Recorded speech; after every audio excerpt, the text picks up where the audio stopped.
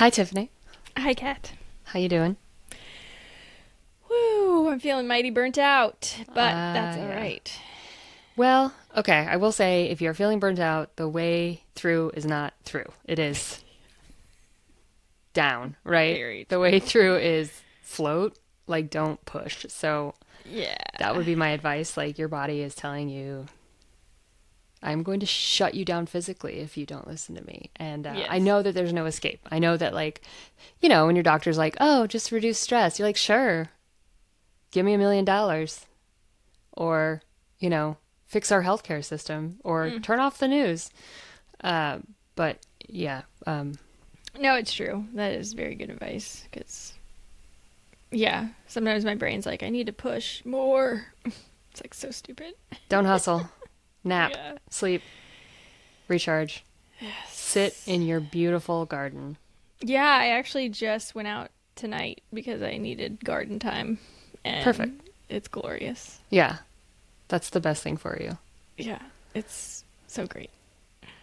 Well, speaking of gardens, Yes. we're kind of we're going to talk about that tonight. Do you have fireflies? Mm-hmm. We have a bunch. Do you? We don't in Texas anymore. We used to. We I had think you've mentioned this, and that makes Yes, me I sad. I have seen two this summer.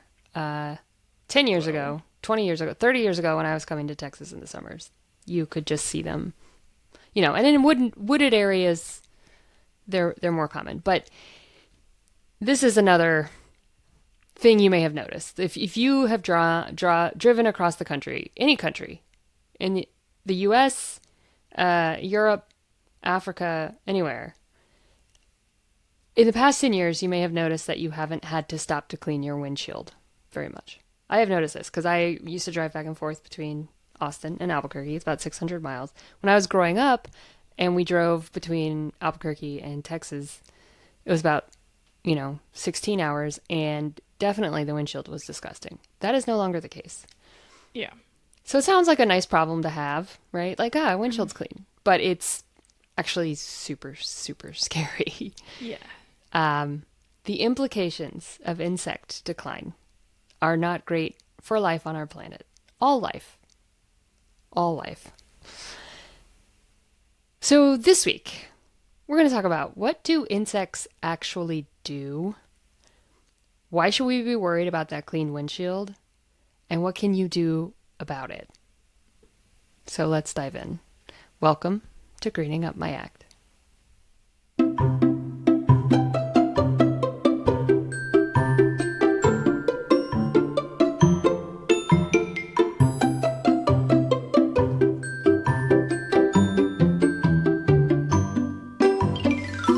Awesome. Yeah. I think this is kind of a downer of a topic, um, but there was a lot of kind of uplifting stuff. I feel like the people who research this stuff are really positive. Oh, that's awesome. I thought So about it today, and I felt pretty sad because I was looking yeah, at my own windshield, and I was yeah, thinking like, you don't ever really need to like go to the gas station and use those little squeegee things. no. Mm-mm. I mean, for me, it's just dust or like Yeah. rain. If my car Yeah. gets rained on, I need to go clean the windshield. But other than that, no bugs. You know. It's scary. Yeah. So if you're new here, uh, we should tell you who we are. Tiffany, who are we greening up my act? Whose act are we greening up? Whose act are we greening up? That's a good Our question. own, I think. Yes. Mm. Yeah, we are two normal people. And I saw this is a tangent. I saw this really funny thing about one of the women from Selling Sunset calling, saying like even normal people can do this thing. She's like in an MLM. It's like a whole thing.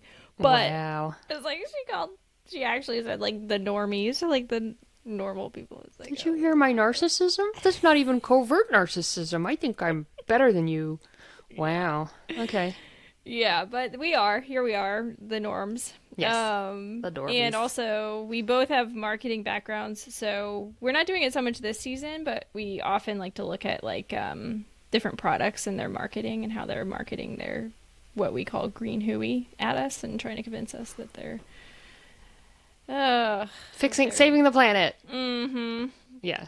Yeah, and if you didn't hear or see it on Instagram or wherever we posted it, we just appeared on an episode of the Outdoor Minimalist podcast. So go check us out. We talked about Dr. Bronner's. We had a whole like deep dive into Dr. Bronner's because we'd never done that on our show. Yeah, really, a lot of fangirling. Yeah, it kind of was. Yeah, it was so funny. It's like honest. this isn't maybe typical because we're like not skeptical of this company, but I mean, I am trying to approach it with a roundabout kind of like, yeah, it's not. They're not perfect. They're still selling a product, right? They're still selling a product. So, and they did, they had like some pride stuff, which I appreciate, but I also kind of like it's such a weird thing.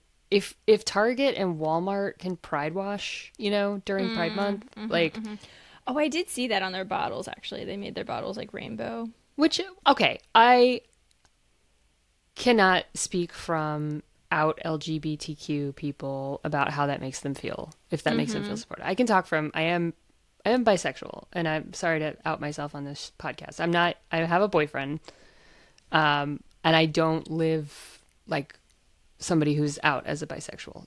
I haven't dated women in a long time, all those things, but I don't feel like it's my place to say that I'm part of the pride community in that sense. Like, yeah, I would approach it more from an allyship perspective, and it's like, does putting a rainbow on? I mean, I get like, yeah, having a rainbow flag in a neighborhood where you feel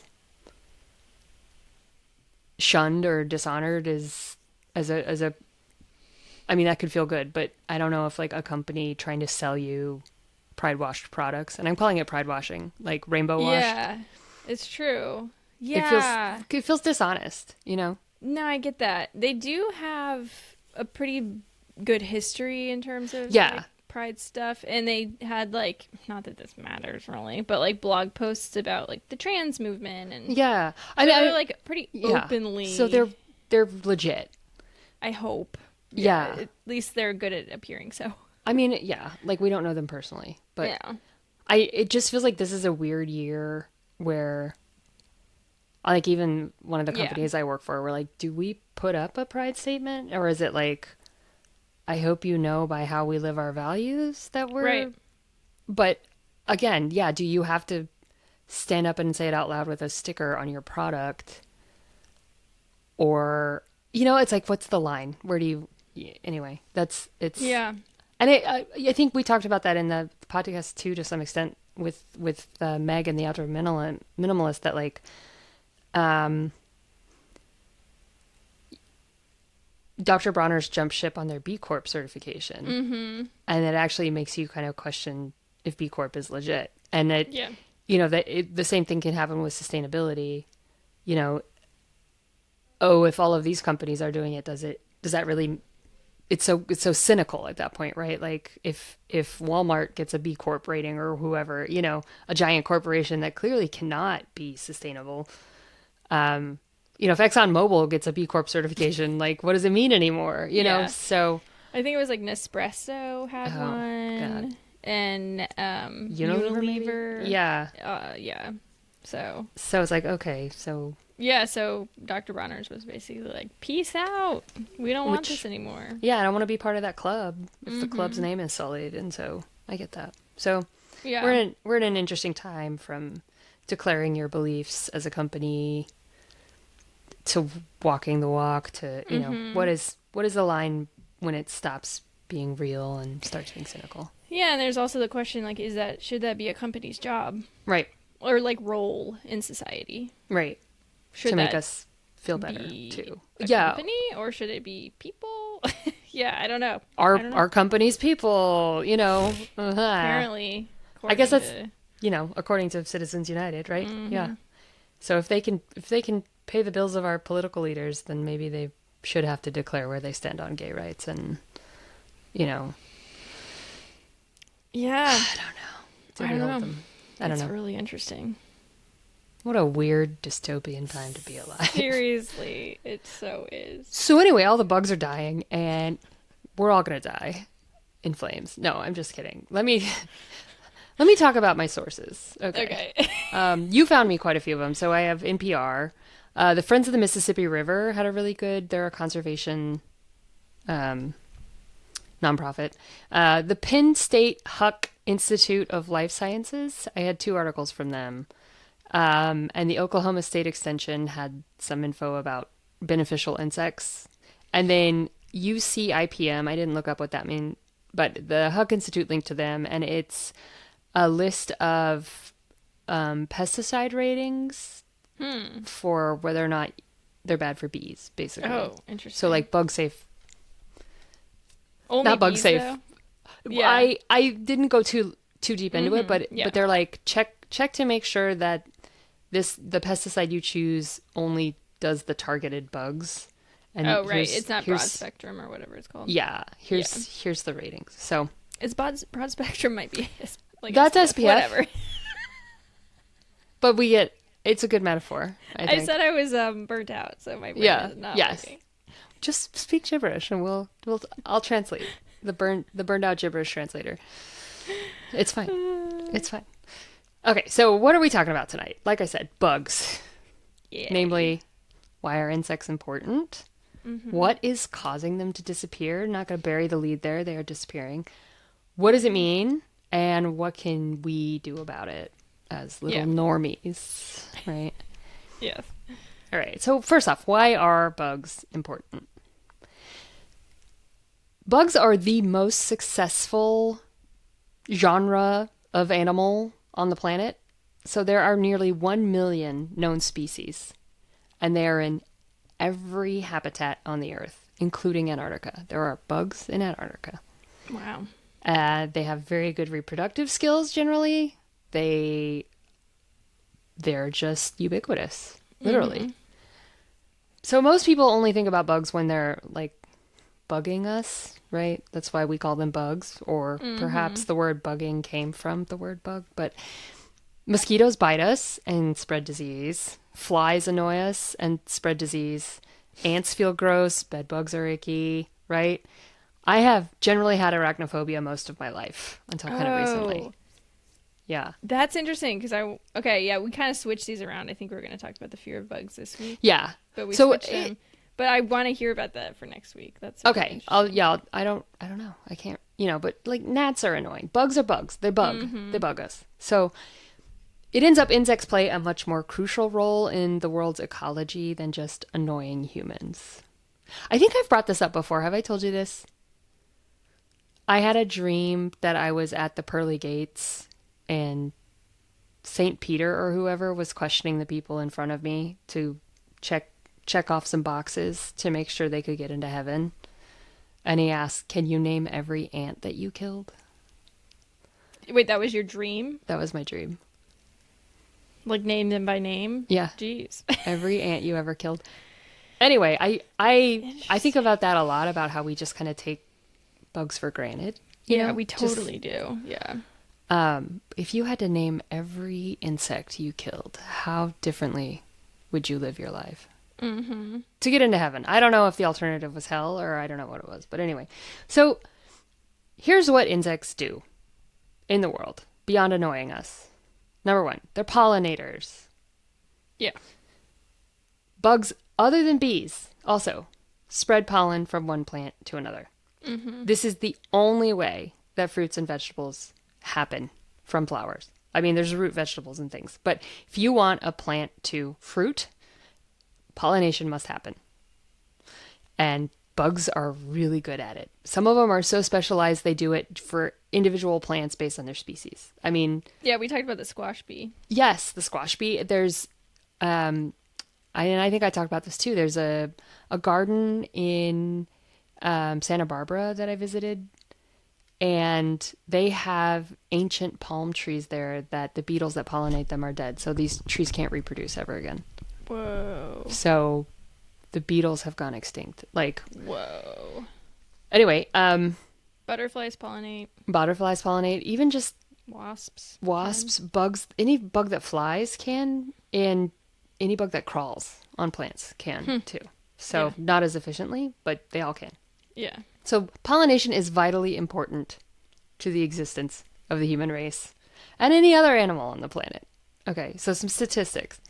Insect pollinators account for 85% of wild flowering plants. So I think the other 15% is the wind, perhaps. Wow. Okay. But 85%. They cover over 75% of agricultural crops. So I don't know what those other 25% of agricultural crops are doing without pollinating insects, but 3/4 of the food that you eat was pollinated by a bug in the wild, right? Not a trained, what? Now I have burnt out brain and can't remember the words. What do you call the little tiny robots? Nanobots. No, they're not nanobots, right? They're not human pollinators. They're bugs. Bugs do this on their own. 3/4 of our food supply. Yeah. This accounts for an economic value of 57 billion US dollars every year that the bugs just do for free. Maybe we should pay bugs. Okay, next thing bugs do is they feed other animals.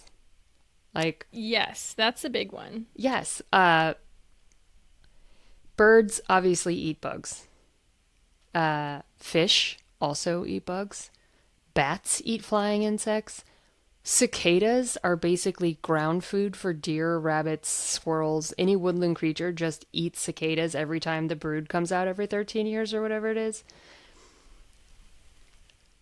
Less bugs equals less birds, bats, fish, and other creatures. That's obviously bad news.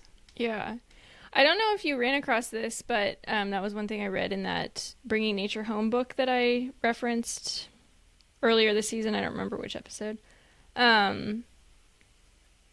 He basically was like, bugs are excellent. Actually, they're some of the only species, like they're the only living organism that can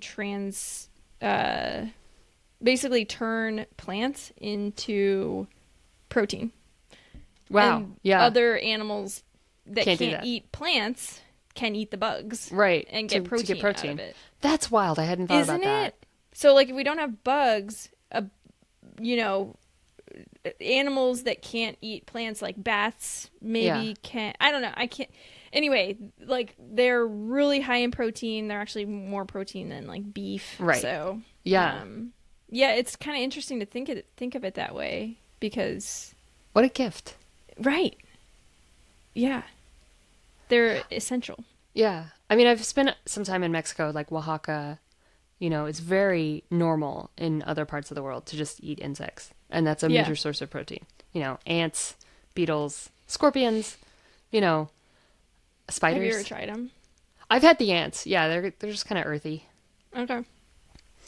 I've had worms, Mm-hmm.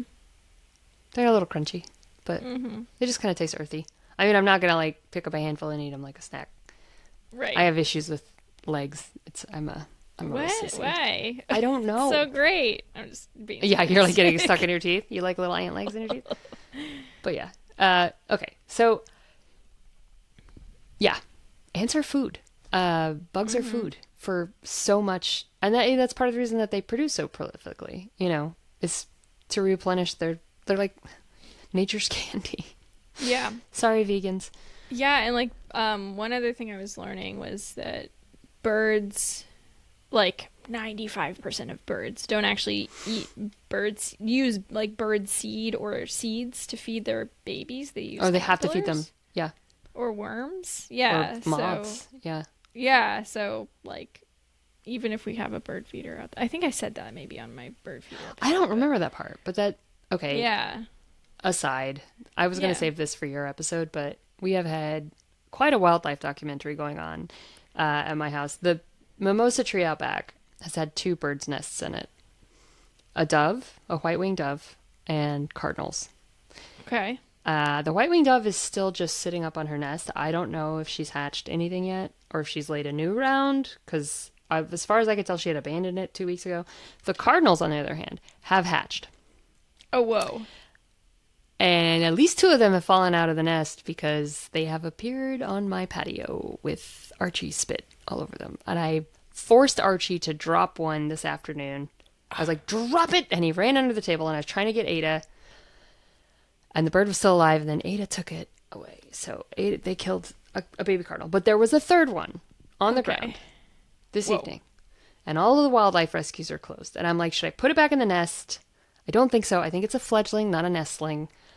Its parents were definitely hopping around, so I was trying to keep the dogs away from it. So we looked things up on Google because we're geniuses, and we moved it into the front yard away from where the dogs can get it. So hopefully Mom and Dad Cardinal, who were pissed at me for this, of course, are okay with little Johnny Cardinal baby being in the cactus out front. The other thing we're concerned about is if the neighborhood cats get it, or the hawk, Right.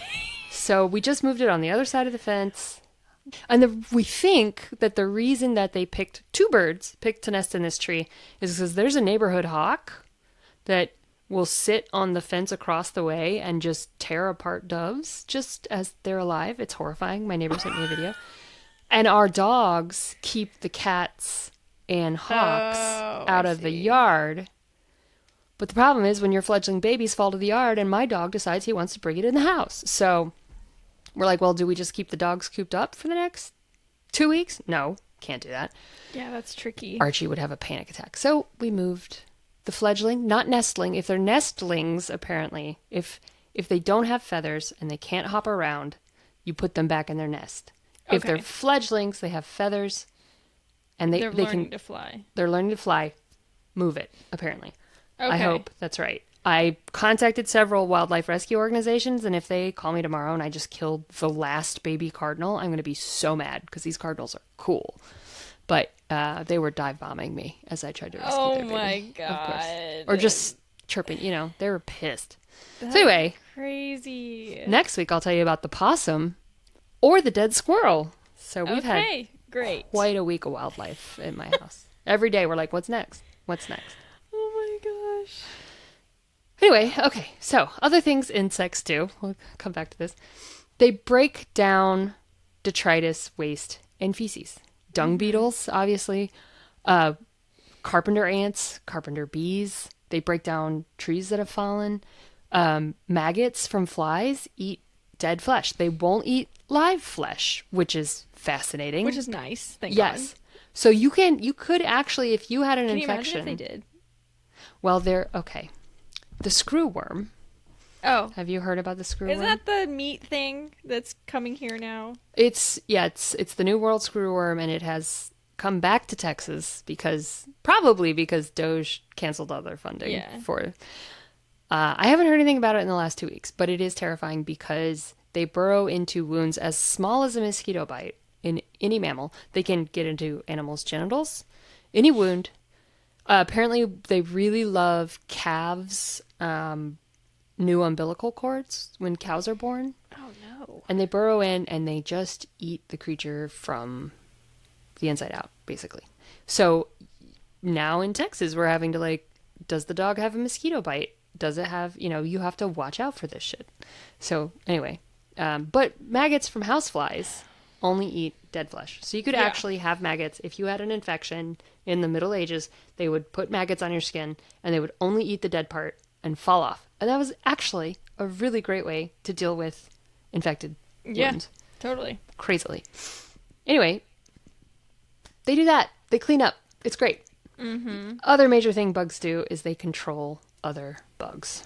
Mm-hmm. So when you don't have enough insects to control other populations by either competing for resources or just eating each other, you get booms like mosquitoes, right?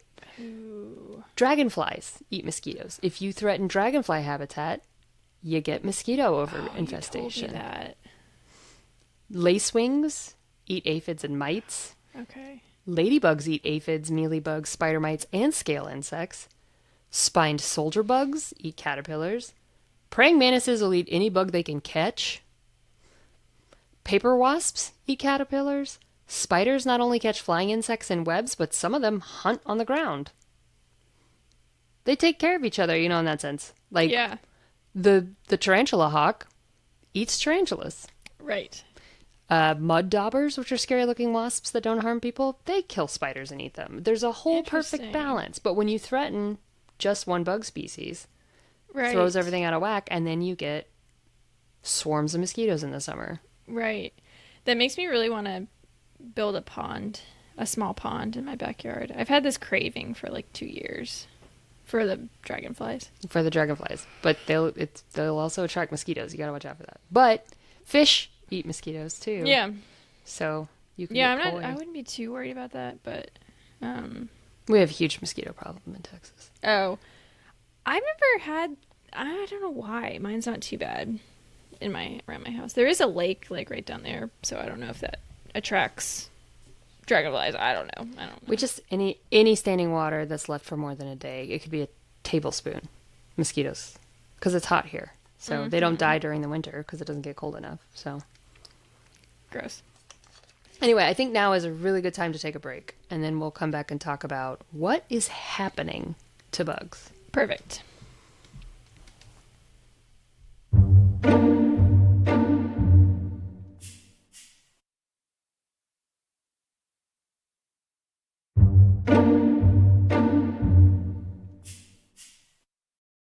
All right. Welcome back. I do want to say I just looked at my phone during the break, and one of the wildlife organizations reached back out to me and said, if it has some feathers and the parents are around, then it's okay where it is.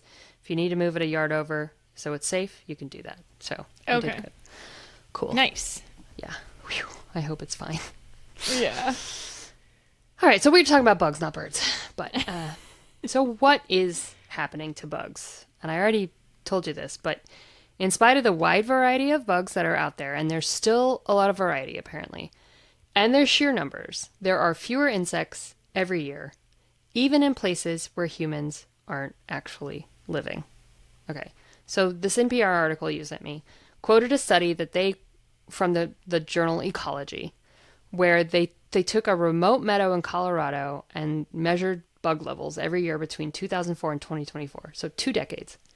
They found that year over year, insect populations declined 6.6%. That was a 72.4% drop over 20 years.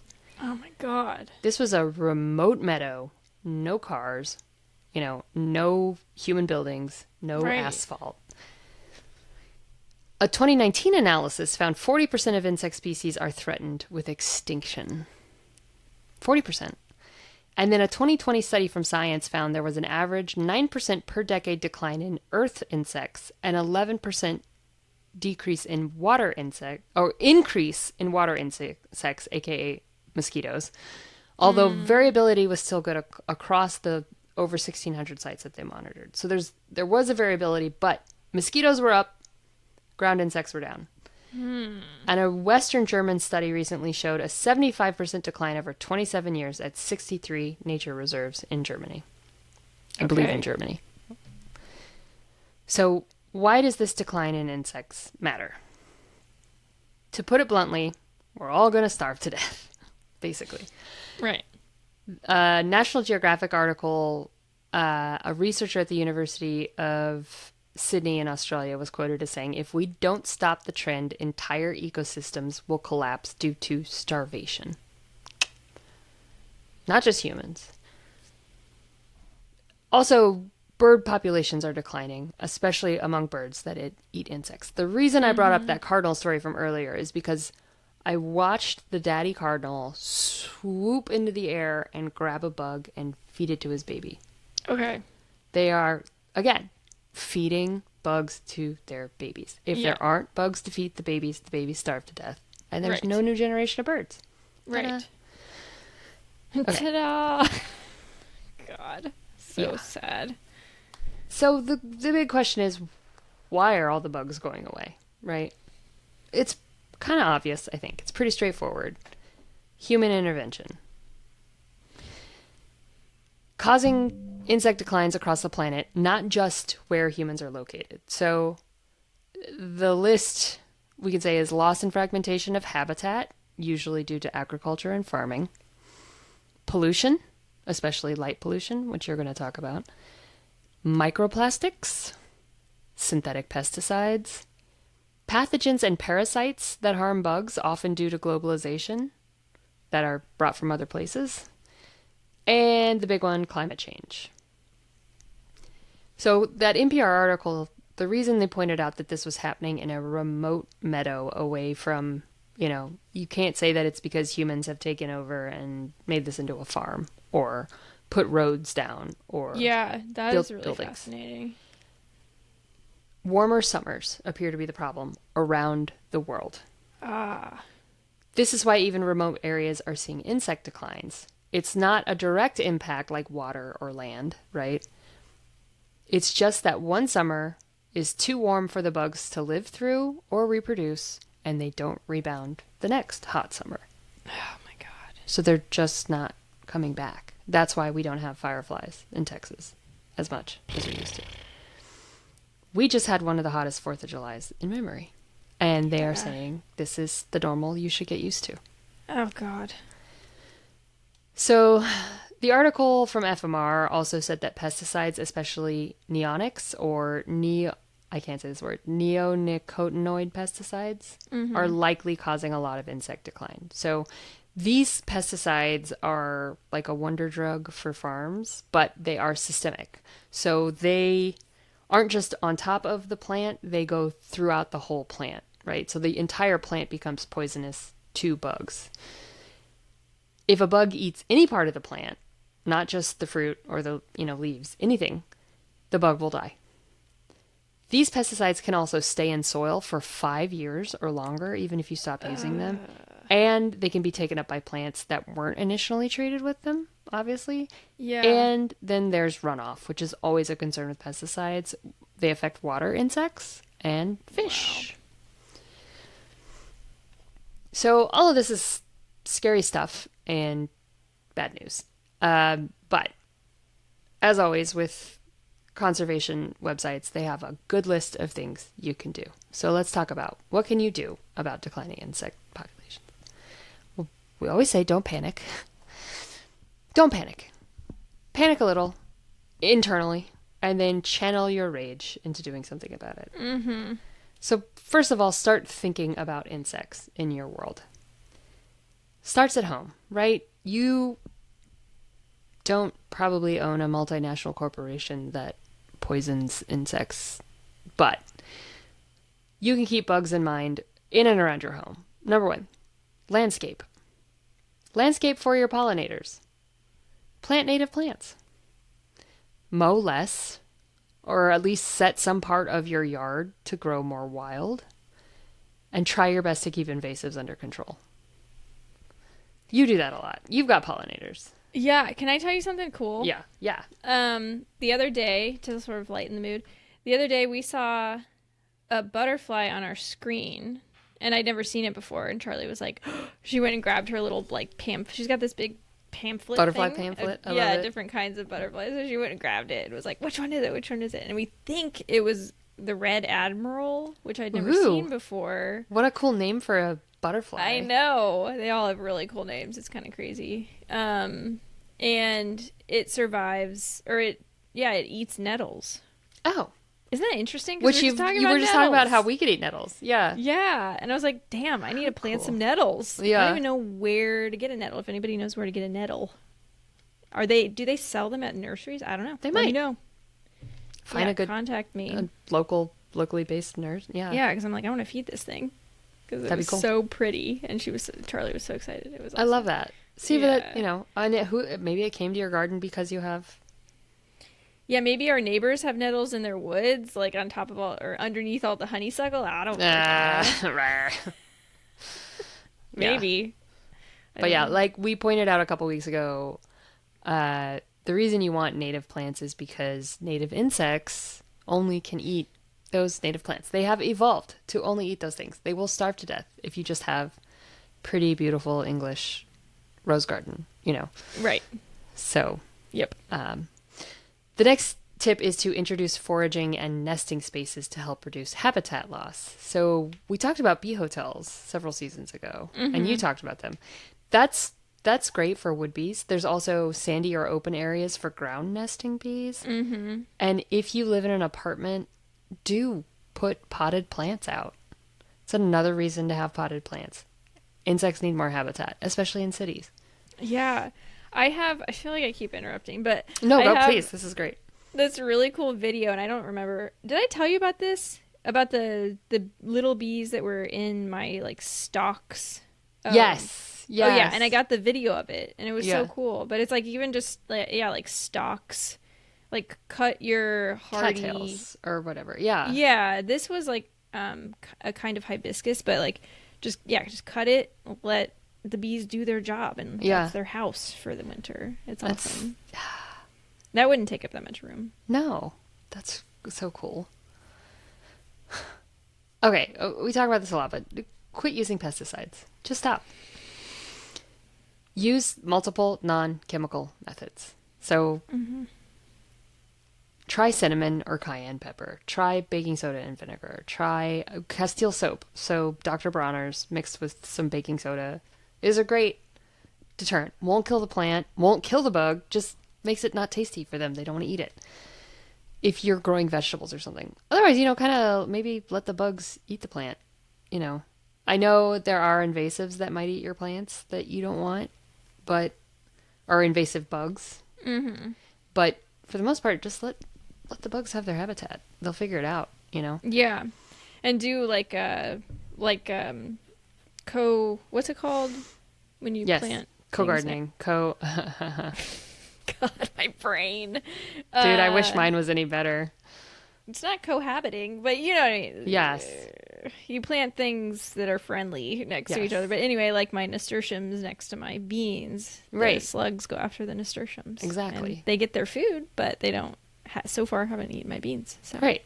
See, there's solutions. One of the things, my best friend just said she's got ants in the house, and so she bought those traps where they take it back to they eat the Oh yes, yeah. and take it. Those are so bad for ants because I know ants are annoying, but it just kills the whole, you want to deter them from being around. You don't want to destroy them. Yeah, Yeah. which is easier said than done when they're taking over your kitchen. Yeah. Another thing I think, if you kill one ant, just for the record, other ants will come to collect the body. Ants bury their dead, or at least stack their dead up in certain places, and they emit a pheromone. So if you're just squashing ants in your kitchen, do not be surprised if more ants show up. Just FYI. Right. Yeah. Yeah, we had a little ant farm, and they had like a graveyard. Yeah, they do. They have a graveyard. Yeah. There was sorry, I know I keep interrupting. There was an NPR story several decades ago, probably, about a guy who studies ants, and he figured out the pheromone that they emit when they die, and he would paint it on live ants, and then watch the other ants collect the ant and take it to the graveyard, and the ant would like shake its and then go back, and they'd keep taking it back to the graveyard. Like Poor ant. the smell says you're dead, so you're dead, and the ant's like, I'm not dead. Poor ant. It's Yeah. like, damn it, leave me alone. Ants are cool. Yes, they really are. They say crop rotation is another way to reduce pests in your yard. Don't always just plant the same thing. Oh, because they kind of learn. Yeah, this is they'll where just we come back. for the- Yeah, they'll make Okay. nests, and they'll That makes sense. they're like humans. If there's food around, they'll move in, right? The other thing is if you must use chemical pesticides, really, really understand the safe application process, and try to find chemicals that don't affect non-target species. So I included that list of the bee-friendly or pesticides. Look it up. Figure out what brand you have. Look it up. Make sure it's not just going to scorch the earth. The other thing to look out for is don't buy plants that have been treated with the neonicotinoid pesticides. So you're going to have to ask your nursery, Interesting. what pesticides have you treated this with? And encourage think your about local nursery not to carry those plants. Yeah. Man, I just got a pepper plant. Yep. That's what I'm thinking is like, I wonder if HEB or, Lowe's, where we just buy these seedlings, have they treated these plants with these pesticides that are... But that would be so dumb because they're flowering. And we need... Yeah, but it's to stave off caterpillars and stuff that eat the... So, yeah. Ugh. Yeah, I don't know. All right. Um, limit your outdoor light use. So this is good for Mm-hmm. birds too. Turn your outdoor lights off at night between 11 p.m. to 5 a.m. And if you have to use LED bulbs, apparently, I don't know why those are better, but use LEDs. Interesting. Yeah. Um, reduce your water pollution. So don't ever pour chemicals or cleaning agents down drains. Reduce your water usage. Weirdly, they say recycling is good for. They said it keeps synthetic plastics out of waterways. Okay. So okay. Composting at home is good because it can help encourage bugs to come to your yard to use compost, right? Mm-hmm. Natural compost. And then buy I have another local. story Oh, okay. Tell, after. Tish. Okay, No, well, I don't. the last tip is to Yeah. buy local mulch, compost, and manure because invasive pests can travel in commercial compost or potting mix. And it also reduces the possibility of chemical contamination to get local stuff that Okay. hasn't been transported. So, Interesting. yeah. That makes sense. Yeah. Yeah. I know. It 'Cause seems mulch can very have a common lot of. sense. Yeah, Yeah, but shit mulch in can it. have like, oh god, Yeah. all sorts of. I planted. Well, actually, this one mulch we got, it was just like 1,000 maple trees popped up, and I'm like, oh my god, I don't need this many freaking maple I know. trees. You're like, great, cool. I'm in It Canada, I must have guess. been. I don't know. I guess I Like don't know seed why. parts from like Yeah, acorn parts or something. That's funny. yeah, it was crazy. But yeah, my story. So for my certificate class, I'm doing this permaculture design certificate. I had to do one soil sample. And so I wanted at least one. And so I did two because I wanted to compare my like lawn versus underneath my tree where it's super shaded, lots of mulch, lots of plants, lots of compost, like all that stuff, and just kind of compare the differences. There were so many more bugs. There were almost zero bugs in the lawn version. Ants, that was it. No worms, nothing. And then over in the other one, there was like worms, roly polies, pill bugs, I guess they're called. I call them roly polies. Some people call them Okay. potato bugs, but yeah, pill Okay. bugs. Yeah. But yeah, there were just like tons of bugs everywhere. And it was amazing because it was like 10 feet apart. Oh my god, that's Yeah. wild. Yeah. And that's all it took. That's all it Yeah. took. Just compost and mulch. Huh. And that draws in, yeah, organisms and mushrooms and like Yeah. mycelium. I'm learning about. Ecosystem. Yeah. Yeah. So It's it's just crazy. stuff we kind of take for granted. Mm-hmm. The other things that, obviously restore habitat, like join a group that's restoring habitat in your local area. That's another tip. Start advocating, so support legislation to protect rivers and habitats. Write letters, call your legislators, tell your friends. Donate to conservation groups. The Huck Institute recommended the Xerxes Society, which I think you've talked about. Yeah. Mm-hmm. The Clearwater Conservancy, the Pollinator Stewardship Council. There's a bunch. There's probably really good local ones you can look into. Their last tip was to learn about and appreciate insects, which I think you and I have just been talking about. Like last night, Sean and I were sitting on the porch, and there was a giant moth. It was seriously 5 inches. Brown moth. Like, what is that? It looked like it was bigger than a hummingbird. So, Whoa. Google image searched it. It's apparently a waved sphinx moth. Ooh. And they live off of like ash trees and oak trees. We do have oak trees in the neighborhood. Apparently, they lay their eggs in the soil at the base of the tree. And apparently, certain scorpions are some of their biggest predators. And Whoa. the scorpions will show up like immediately after the moths have laid their eggs. And so they're called scorpion moths because when that happens, it looks like the moth's eggs have hatched scorpions. So that's kind of cool to learn. Interesting. Yeah. So, yeah.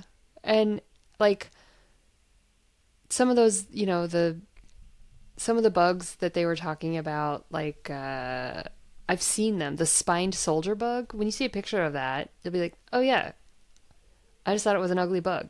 But like, when you learn what it actually does, It's Yeah, I'm looking up a picture of cool. this waved sphinx. It's huge. It's huge. That's awesome. Yeah. What was the other one you said? Oh, a spined soldier bug. Spined soldier. I know. You when you see it, you'll be like, yeah, that's the best name for that bug.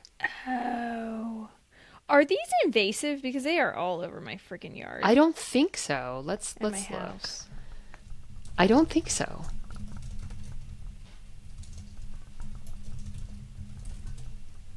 Let's see. No, they're native to North America, and they're beneficial predators that protect gardens and crops by feeding on harmful pests like caterpillars and beetle larvae. What in the hell? Why did I think my dad told me they were? They might look like the brown marmorated stink bug because they're similar in shape and coloration. Do you want to know how you can tell them apart? Yeah. Spined shoulder bugs have sharp, distinct spines jutting out from the sides of their shoulders. Invasive stink bugs have smooth, rounded shoulders. And spined shoulder bugs are found actively hunting among your vegetables. Invasive stink bugs usually gather in large swarms on the sides of buildings or feed directly on leaves and fruit. Aha. I don't know now. I'm pretty sure ours are the gross ones. The invasive ones? Are they like on the Yeah. building or are they in your vegetable Well, they're garden? all over the place. So Okay. I'm just imagining there wouldn't be that many. I don't know. They like come down our chimney, and so they're like they're in our just house everywhere all the time. Okay, so those might be the invasive kind. Yeah. Specifically in the winter. And then they come down our chimney, and so they're all in our like fireplace. Oh boy. Yeah. Yeah, I don't think they have the spines on them. Yeah. I'll check, but Pointy shoulders. I don't think so. Boo. Interesting. So that's that. Love your bugs. Learn your bugs. Learn to appreciate bugs. I wish I had more good news about anybody. I didn't look up like, is there hope for the bugs? But I feel like something's got to give. Yeah. Like, I this mean, is a if we big get our deal. shit together, which Yeah. to be honest, I feel like there is a massive movement just sort of like growing, but it's like under the surface right now. Yeah. But I think there's like a huge native, like even a lot of people know about the lanternfly. And Yeah. I feel like maybe a decade ago that wouldn't have been the case. No. But yeah, so, and actually that hasn't been as bad this year.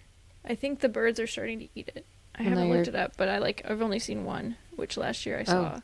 They were everywhere. So Yeah. Yeah. maybe it's filling a need. I don't know. Yeah. I don't know. Yeah. I mean, that's the other thing. Nature adapts. So it's might not be suited to us. Maybe Yeah. the great mammalian extinction is coming. But the only thing you can count on is that things will change. So, who knows? Maybe, yeah, new birds will start eating stink bugs and things will change. We'll see. Yeah. It might not happen. It might be a million years in the making. I don't know. But The collapse. yeah. I mean, it's obviously 200 years in the making since. Yeah, I was like, it's way sooner than that. But... Yeah, but I mean, the adaptation might be Oh, right. millions of years in the making. Certainly not our lifetimes. Yeah. Yeah. Who knows? Anyway, so. Well, yeah, next week we are going to talk about how to get over a fear of bugs. Okay, I'm going good. to try to make it sort of like short and snappy, so we'll Okay. see how it goes.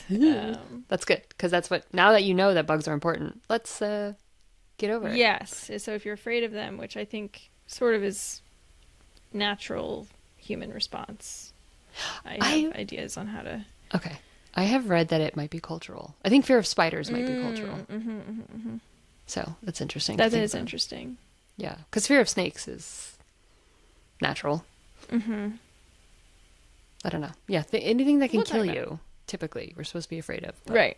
Yeah. We'll talk We still about cross roads and it. Uh-huh. date bad guys. So Yeah. Man or bear. man or bear. Always the bear. Well, I mean, our men, but Well, yeah. Technically bear. Yeah. Otherwise bear. Yeah. Otherwise. All right. So yeah, that is next week that we're gonna chat about like fear of bugs. Let's see. If you haven't yet, please leave us a review. Please do. Apple Podcasts, Spotify, wherever you listen. Just scroll down. Quick 5 stars would be awesome. Would be, would love or that. like a couple sentences if you learned anything. Tell us your favorite frickin' bug. Yeah. Like That'd be awesome. Yeah. Tell us your favorite bug. Okay. Thank you. Pull it out. Okay. Bye.